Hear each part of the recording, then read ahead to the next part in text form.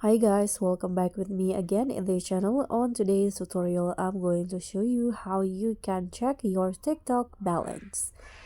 So if you want to see the TikTok rewards and also the TikTok coins, you can just open your TikTok app, then head to your profile, click on the three lines icon at the top right corner, and here you see balance. So hit on the balance option, and this is my balance. So I currently have 0 coins and also 0 life rewards. So if you want to get the coin, you want to top up, you can just click on the get coins in here, then select the amount, and after that you can click on recharge and proceed with the payment.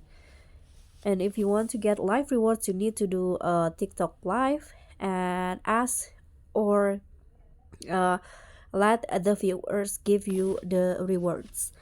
So that's all for me. Thank you so much for watching. Don't forget to like, comment, and subscribe. Also, click on the thanks. Bye.